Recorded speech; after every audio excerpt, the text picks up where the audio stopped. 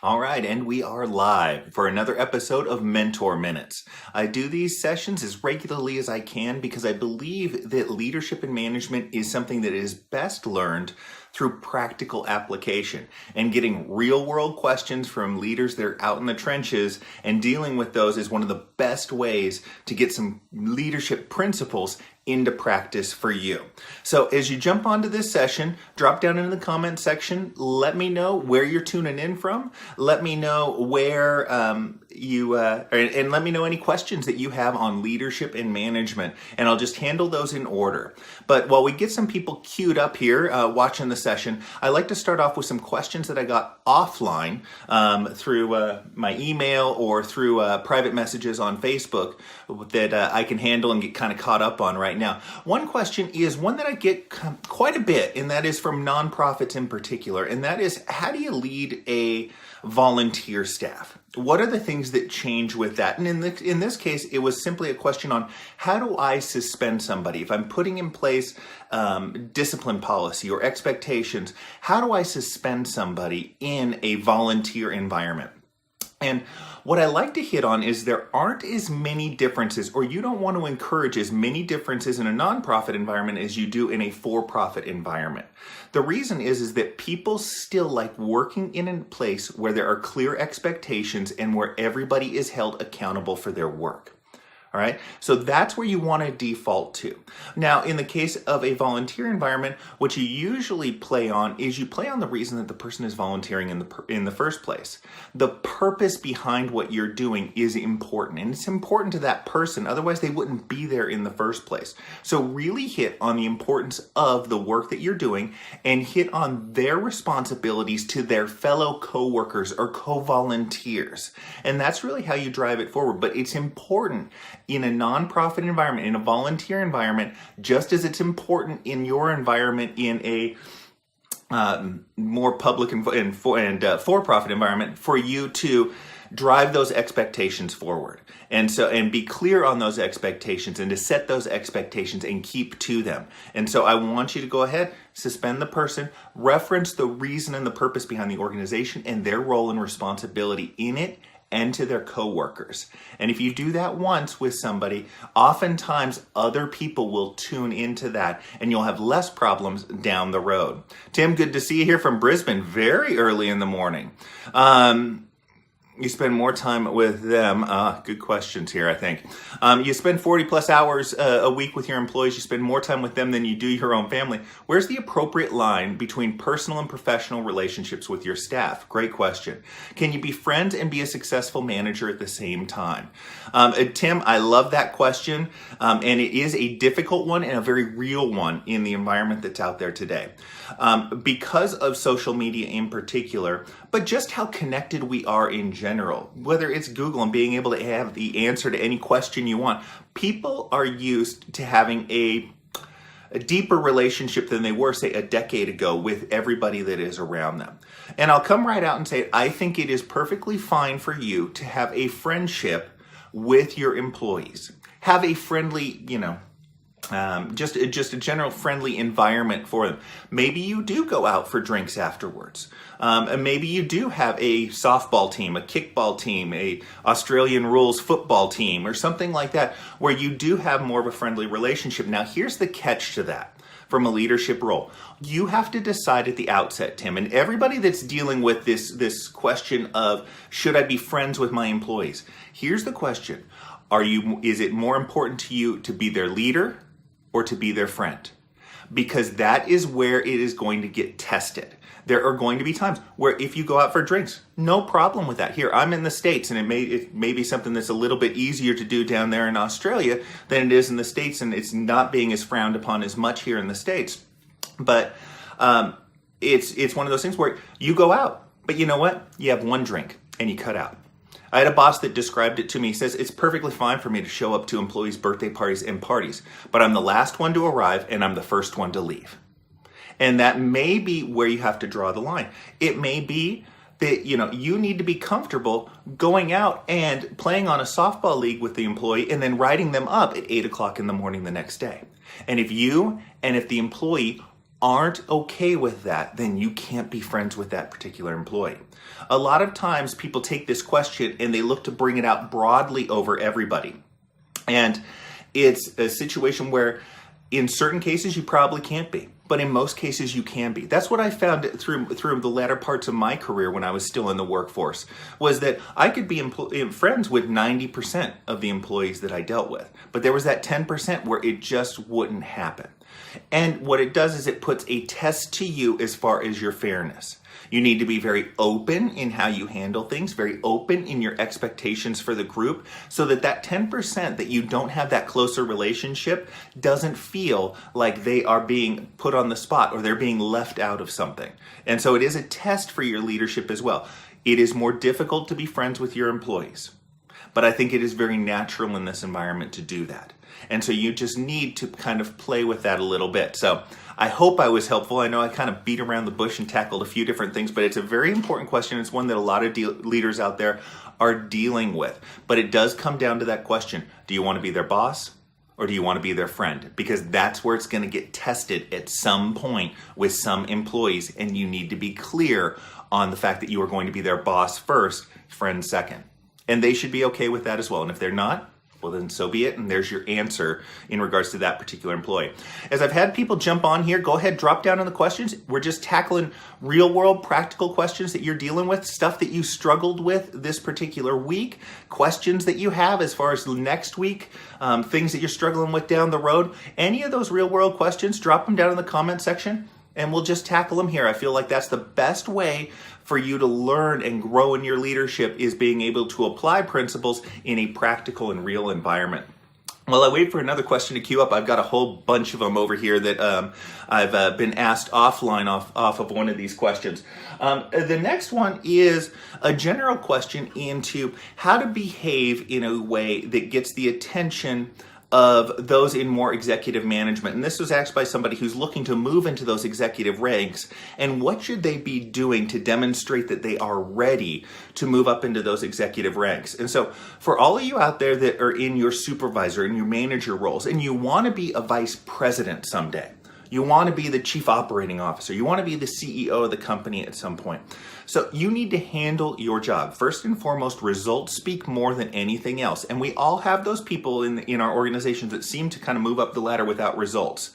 And what I tell everybody is eventually those, chickens come to roost is the old saying. And that person will not be able to achieve and keep moving up the ladder without the results to back them up. So first and foremost, focus on your results and focus on your job. But one of the things that executive management has, when you start talking about, I want to move up into that vice president rank, is that they are looking at things from a higher perspective. And the easiest way to talk in that higher perspective, shall we say, is to really get in touch with the big goals of the organization. The organization wants to grow revenue first, or they want to grow profit first. Oftentimes, yes, they all want both, but oftentimes there is a particular focus on one area or the other. Okay, maybe it's cost control, maybe it's customer service. What is the purpose? What are the big goals that the organization is dealing with? And what you do is when you're in meetings, when you're dealing with emails, when you're working on projects, you tie your conversations to those big goals. So yes, we're reworking the interface for the online web services that we're dealing with, and that's going to impact how quickly customers are able to process orders. We'll be able to capture more of those orders, and that's going to increase our sales. And so it might be that it's a 2 or 3 step process before you start dealing with increased revenue in the example that I just had. But you want to tie your project. How does the project that you're working on, how does the initiative that you're rolling out right now help those big goals? If you're talking about a training initiative, it's difficult. I wouldn't be here if everybody did leadership training or all of the training that they should in most organizations. But if you're talking about training, how does it impact sales increases, customer service benefits? You have to tie it to those big things. But as you weave that into your conversations more, it also starts your brain thinking along those lines as well. And you'll come up with new ideas, that affect those things, and that'll start getting the attention of your boss and their boss, and they'll start thinking of you along those lines of a more executive, they'll see your executive management potential in those particular cases. So start thinking on those big goals, and you'll start thinking about those big positions as well, if that's where you want to take your career. So as we've had people jump on, let me know, drop down in the comment section, let me know where you're tuning in from. I got people in the wee hours of Australia on here right now. God bless you for waking up that early. But drop on here, and if you have any questions, please handle them in the comment section. I'm basically caught up as far as the live session is concerned, so I'll handle them almost in real time. But I've got another one that I've was taken offline, and that is, how do I get better at work-life balance? And so this is different than the question that we had in regards to being friends, and I'm going to tackle it in a different way. But when we talk about work-life balance, I think one of the big mistakes that people make, especially those that are hard charging and have ambitions for their career, one of the mistakes that they make is they put more of a focus on getting the most out of their time at work than they do getting the most out of their time and in their free time. They put a big focus on getting all of their to-do lists done as far as work is concerned, but there is no to-do list in their free time, in their enjoyment of that free time. And so the one thing that I recommend as far as bringing more work-life balance in there, and Keshav, good to see you here from India, and Brianna, very nice to see you as well. If you want more work-life balance, put more of a focus on the life part. It's fine to have a weekend where you just vegged out and did nothing, all right? Lots of times that we need that. But what I encourage people to do is do at least one thing that you love over your weekend. It might be playing a round of golf. It might just be seeing a movie. It might be taking a morning and going and getting coffee and reading a book. It might be going out for dinner at a restaurant. Whatever it is that you are passionate about, whatever it is that you love to do, make time for it on the weekend, or, and this is the next step in it, once or twice a week. The perfect place is that you've got one or two things that you want to do during the weekend, so that you can come in on Monday and say, hey, what did you do? And it wasn't, oh, I just vegged out. Again, that's fine occasionally. But it's nice to be able to say, hey, I went out to this new restaurant I've been looking at going to. It was really great. Or, hey, I saw the new movie that came out. Any of those things are things that bring a little bit more to your personal time. It isn't just about getting the most out of your time at work. It's about getting the most out of your free time as well, and extend that out. You should do one or two things during the week. These are those things that kind of recharge your batteries. Press the reset button, and it's one of those things that really helps with work-life balance. Very nice. John, good to see you here from Salt Lake Internet Reservation Office. I worked in the, I'll say it, MGM Resorts International Reservation Office for a long time. Brought a lot of their hotels all together. That was one of my final jobs in my career. And Brenda from Kennewick, my home state. I don't have the Seahawks mug today, but I am repping the blue here. And so your question is going through an assessment for manager next week, and any advice to represent myself with confidence and competence. Brenda, one of the things to get in touch with for yourself, and this is, again, good for everybody out there to do a little bit more, is make sure that you're clear on the why behind your actions. So if you want to be more confident and you want to be viewed as more competent, great things to be viewed at by your boss or by your employees, and this goes out for everybody else too, is if you simply tag on because blank, blank, blank to the next thing that you ask somebody to do, or when you're talking about your accomplishments, if you can add that why behind it, it gives a little bit more confidence, but it also shows competence. And it's one of the most important things to do with your employees in particular, because what they do is as you tag on more of those reasons for your actions, why you're asking them to take out the garbage, why you're asking them to upsell something on an order, why you're asking them to increase their productivity as far as warehouse orders ships or invoice processed or whatever it is, when you tag on the reason why you're asking them to do something or the reason why something they do is important, they start understanding how your mindset works. And what that does is that builds trust. Now, people say all the time, I don't have the time to give the reason behind my actions. Well, first of all, oftentimes it is that sentence fragment. It's important that you close out the call with a positive greeting because that's the final stage in the sales process, and that's what the person is going to take with them. If you finish with something good for them, that's what they're going to take with them. If you add that simple because, a lot of times there won't be a discussion. But what happens is it builds trust.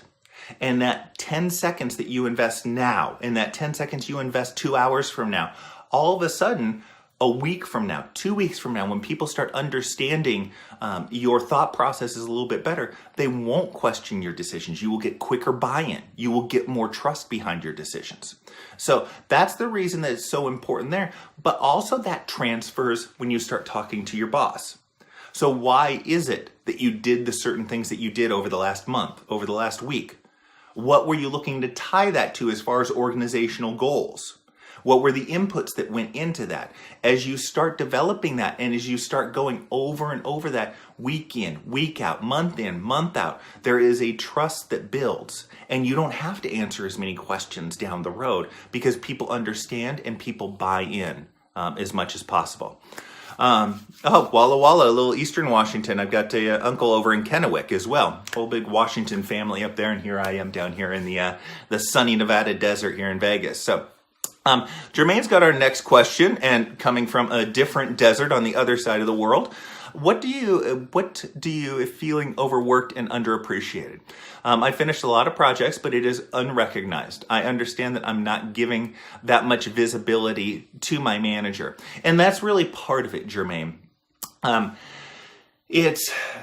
Most of us feel unappreciated. And the reason that we feel unappreciated, and this goes for your team as well, most of them feel more unappreciated than you think they probably do. And that is you have a clear understanding of everything that you do over the 8-9 hours a day that you're there. However, your boss, your manager has 10 employees and they can't possibly see everything that each employee does. And so what you want to do is it's okay to toot your own horn every once in a while. Run it by your boss. Hey, but I just did this. Is this the way that you want it done? Ask for their feedback on something, and it gives you an excuse to show them the great project or the great presentation that you just put together. Okay? And it allows you to get some feedback on that because we can always grow. What I also tell people a lot of the times, and this was a cheat that I used as a manager in departments that often got overlooked in large organizations, is in a very public place, I would track performance. So I'd put up a pretty chart on a wall that would show the reservations booked, the revenue that was booked, calls answered, that sort of thing in whatever particular environment that I was in. Orders shipped, that was one that was used when I was managing a warehouse at one time. But I would put it up in a very public place. And what happened is the CEO, the VP would be walking by and they are naturally attracted to charts. So if you have a big chart on the wall that seems to have a trend line that's going in a particular direction, they will ask you about it. And what I tell people is you can do this in a line level role, in a supervisor role, where you can track your performance or your team's performance and put it up on the wall. It's motivating for you, and it's something that's going to breed those questions down the road. I kid you not. Jermaine, if you track your performance and you put it on a month chart and it's going in the right direction, all right, that you want something that's going in the right direction. If you can track that performance and put it up on the wall, your boss is going to ask about that particular chart. I almost guarantee it. And what will often happen is they'll ask for that chart to be rolled out to everybody else. Oh, this is great. I wish the marketing department did something like this with the amount of, whatever material that they created in the marketing department. So look for that. So look for those opportunities to engage your boss where it's kind of tooting your own horn. There's nothing wrong with that. But also look to appreciate other people in the organization. Okay? Look to appreciate your peers. Call them out for a job well done. Call your supervisor out for a job well done. Whatever you want to get, one of those universal principles, self-help gurus talk about all the time, but it is real, and that is whatever you want to get, give. So appreciate the person in the cube next to you when they do something successful. Appreciate your supervisor, your manager, your director when something goes well in the organization that they had a part in. Natural human nature is to reciprocate. So if you give them something as far as appreciation, they are naturally going to be more apt to reciprocate with that. Okay, so I say do it to your peers because you're more likely to get 5 people who are your peers to appreciate what you're doing, or one of them to appreciate what you're doing, as opposed to just one person, which is your boss, who has to manage a bunch of people. Do it to everybody, but you're going to find that you get a little bit more appreciation, and hopefully you can be the person that brings about a little bit of a sea change in the culture, so that the whole organization is appreciating each other a little bit better. Brandy, I just see now, we all love to hear what motivates you. Let them know recognition motivates you. And that's it's huge, Brandy, and I appreciate you throwing that out there. Because it is, a lot of times leaders are looking for, what's one of the big questions I get is, how do I motivate my staff? Well, if you told the manager what motivates you, they're more apt to put it out there for everybody else. And so again, you can be that person that kind of changes the organizational culture, or is part of the change of the organizational culture. Great question. Love it. Pamela has the next one, and it's, what is the best strategy to coach up your manager? On the spot accountability or private after the fact discussion? My manager deflects often. Perhaps that's the question.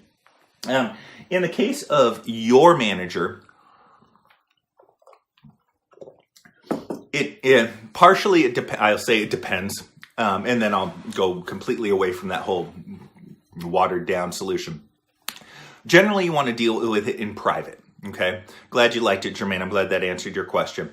If you're coaching your boss, and I think it's perfectly apt for most of us to be coaching them in a respectful way, where you're offering alternative courses of actions that they might not have considered. That's a great way of phrasing it.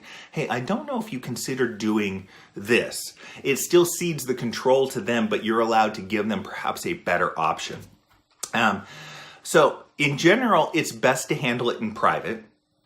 You will find opportunities where it feels appropriate, perhaps, when you give them that sort of solution, did you consider this, to do it in a more public environment. And that's better because oftentimes the decision, as you know, has already been made, and talking to them in private doesn't really do anything anymore because they'd have to go back on the decision that they'd already made.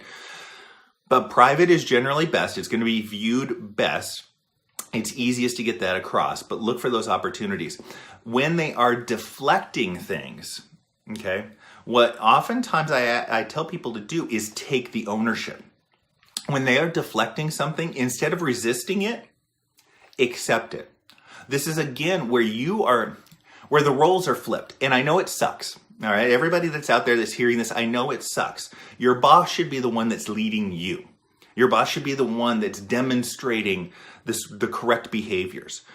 But that's not the real world. People are human. Every single leader that is out there, everyone, even the ones that write books, that get on CNBC, that are talked about as gurus, every one of them, usually if they're that revered, will acknowledge what their fault is and what they are weak at. And so every boss is going to have weaknesses, all right? So realize that first and foremost. And it sucks that they do.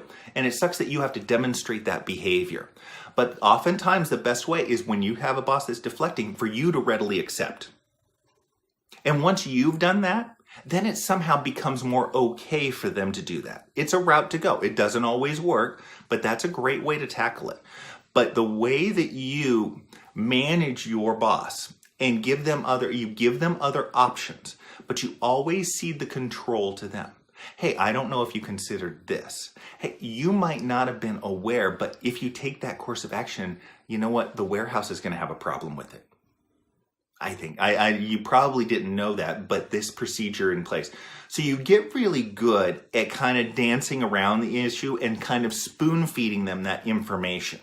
And that's one of those things where if you do it consistently and you're always ceding that control and showing that respect to them, they are more apt to take that feedback. Now, always when managing up, always, whether you're just trying to get your opinion heard, whether you're trying to get your boss to take a particular course of action, whether you are trying to get acknowledged for a promotion coming down the pike, the first time is almost never, ever enough.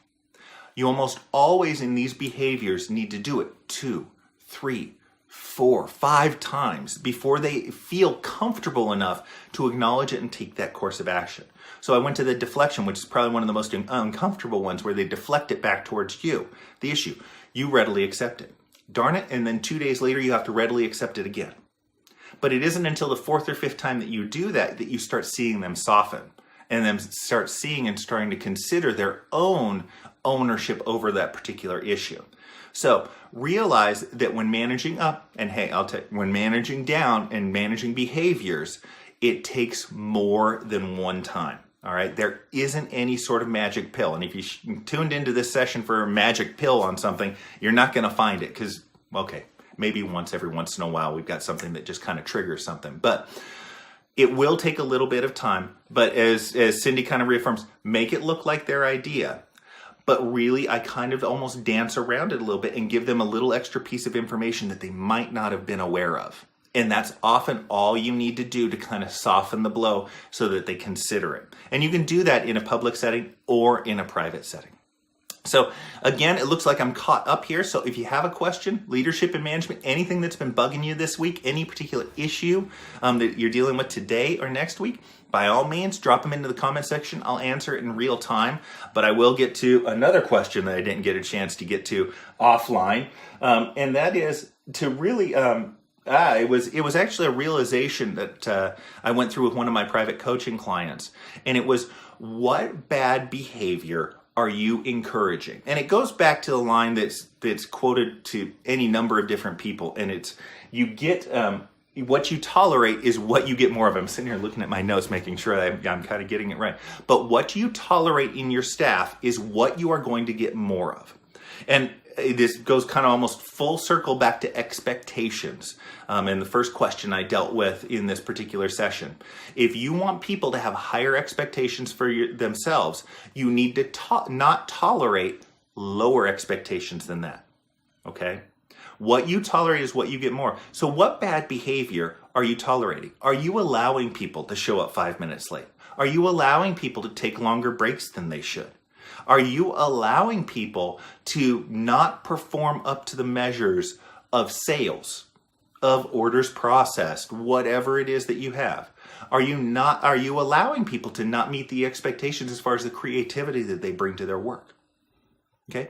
Part of the reason that leaders don't do that is because it takes more work. All right. If I have somebody that's not meeting their expectations as far as job performance, that means that I need to coach them more. All right. And everybody that's tuning in here, I know you want to do a better job, but we also have that human element of, hey, as leaders, we got a ton on our plate. We don't have time to do everything that we want to do. All right. But if you want a higher performing workforce, then you have to hold them to a standard of excellence. And if they don't meet that standard of excellence, then you need to have procedures in place that will get them to it. Again, not necessarily a fun lesson to learn, but it is a reality. You get more of what you tolerate. And so if you are getting poor performance, if you're getting poor behavior patterns developing, ask yourself whether you have addressed those things. And if you haven't addressed those things head on, then you are tolerating that, and all that's doing is encouraging it. So hold them to a standard of excellence, hold them to clear expectations, and then be ready to work when people don't meet those expectations. And what you'll find is it naturally lifts all boats. What you usually find is if you address it in half of the people that aren't meeting performance, the other half magically increase their performance because they see that everybody's being held accountable. All right, there are a lot of little positive feedback loops that get created in an environment of employees. And if you start taking the correct actions and start taking it consistently, it spreads out to everybody so that you actually have less work than you think you would have at the beginning in dealing with all of the people on your team.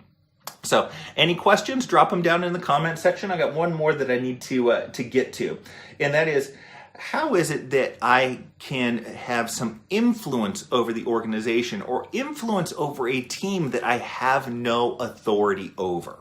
And it's a great question to have because a lot of times, especially in the environments today in organizations, there's a lot of pollinization between different departments. And so you may need something from another department and you don't have any authority really to deal with them or any authority to hold them accountable for that.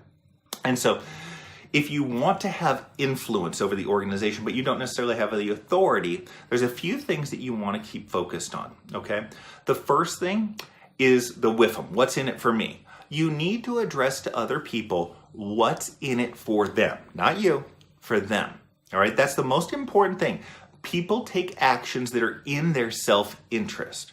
So you need to show that why doing a particular course of action is in that person or in everybody's self-interest. Again, this gets back to, and talking about something earlier, tying it to organizational goals. So it may be, and you run into this all the time, where different departments have competing goals. They're being held to things that compete with one another. Accounting is routinely held accountable for cost control. The sales department is being held accountable for revenue increases. So sales needs to spend money to make money. Accounting needs to cut those cost controls. Bringing those two together naturally creates friction. You need to bring it a higher level up to show what the benefit is to the organization as a whole and what's in it for me, for each person that's out there. That's one of the main keys that you want to talk about. The other thing is you want to show how to make things easy, okay? People want to do things that are in their self-interest, and they also want to do things that are easy. So if you want to have influence over other individuals without that authority, find a way to make whatever it is you're asking for, whatever project you're working on, find a way to make it easy for everybody. Okay? That may be taking on some work yourself. That may be finding that creative solution. But if you want that influence without that authority, what's in it for them? Handle their self-interest. Make it easy for them. And then the other thing is really tie it together with those mutual goals and keep it focused on those goals. Don't get caught in the weeds. All right? That's what happens all of the times when you get brought into a meeting in particular with a whole bunch of people, is it devolves into details. Keep it focused on the higher goals, and those things get kind of just brought along with it. Okay? Don't get caught up in the details, get caught up in the overall goal and the overall mission. And that keeps people focused on the reasons why something can take place, not on the reasons why something can't take place. And again, we've all seen it in the meetings where it devolves into the 1, 2, or 3 small details that affect 10% of the project that stop the other 90% from moving forward. So if you're looking for a little bit more influence in your organization, don't necessarily have the authority, focus on what's in it for the individual, make things easy where you can, and then keep focused on those mutual goals so it stays at a high level and doesn't get dropped down into the weeds as much. So I'm going to do a call out here for final questions. Any other questions that anybody has, I'll handle it in real time here. I will be looking to do some of these over the weekend as well, and looking to do these a little bit more regularly. Again, I think that talking about leadership principles is fantastic. But being able to see where they apply in the real world environment is something that is missing out there and is missing from even my own writing and some of the videos and things that I do. So I'm looking to do a little bit more of these live sessions where we get a chance to kind of talk things through, talk those principles into practice and into action.